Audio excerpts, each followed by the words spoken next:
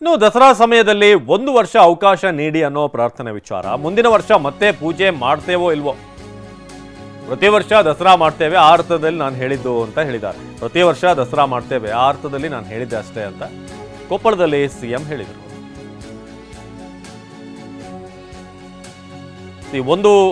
ಮುಂದಿನ 1 ವರ್ಷ ಅಥವಾ ದಸರಾ ಸಮಯದಲ್ಲಿ 1 ವರ್ಷ ಅವಕಾಶಕ್ಕೆ ಪ್ರಾರ್ಥನೆಯನ್ನ ಕೇಳಿದಂತ ಸಂದರ್ಭ.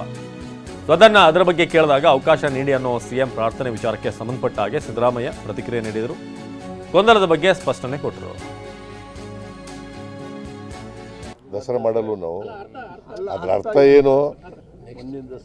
ಮುಂದಿನ ವರ್ಷ ಮತ್ತೆ ಪೂಜೆ ಮಾಡ್ತೀವಲ್ಲ. ಕೇಳ್ರಿ, ನನ್ನ ಮಾತು ಕೇಳ್ರಿ. ನಾನು ಹೇಳ್ದವ್ ನಾನು ನೀ ಹೇಳ್ದ ಕೇಳಲ್ಲ.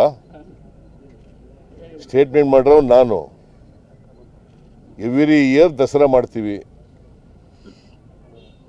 ಮುಂದಿನ ವರ್ಷ ಪ್ರಾರ್ಥನೆ ಮಾಡ್ತೀವಿ. ಮತ್ತೆ ನಮ್ಮೆಲ್ಲರಿಗೂ ಕೂಡ ಇನ್ನೊಂದು ವರ್ಷದವರೆಗೆ ಉತ್ತಮವಾದಂಥ ಕೆಲಸ ಮಾಡ್ತಕ್ಕಂಥ ಶಕ್ತಿ ಕೊಡಲಿ, ಜನರ ಸೇವೆ ಮಾಡ್ತಕ್ಕಂಥ ಶಕ್ತಿ ಕೊಡಲಿ ಅಂತೇಳಿ ಪ್ರಾರ್ಥಿಸಿ, ನಿಮ್ಮ ಆಶೀರ್ವಾದ ಇರೋವರಿಗೆ, ಚಾಮುಂಡೇಶ್ವರಿ ತಾಯಿಯ ಆಶೀರ್ವಾದ ಇರೋವರಿಗೆ ನಾನು ಈ ಜನರ ಸೇವೆಯನ್ನು ಮಾಡ್ತಕ್ಕಂಥ ಕೆಲಸವನ್ನು, ನಮ್ಮ ಸರ್ಕಾರ ಜನರ ಸೇವೆಯನ್ನು ಮಾಡ್ತಕ್ಕಂಥ ಕೆಲಸವನ್ನು ನಾವು ಮುಂದುವರಿಸ್ತೇವೆ ಅಂತಕ್ಕಂಥ ಮಾತುಗಳನ್ನು ಹೇಳಿ ದಸರಾ ಮಹೋತ್ಸವದ ಶುಭಾಶಯಗಳನ್ನು ಮತ್ತೊಮ್ಮೆ ನಾಡಿನ ಜನತೆಗೆ ನಿಮ್ಮೆಲ್ಲರಿಗೂ ಕೂಡ ತಿಳಿಸಿ ನನ್ನ ಮಾತುಗಳನ್ನು ಮುಗಿಸ್ತೇನೆ.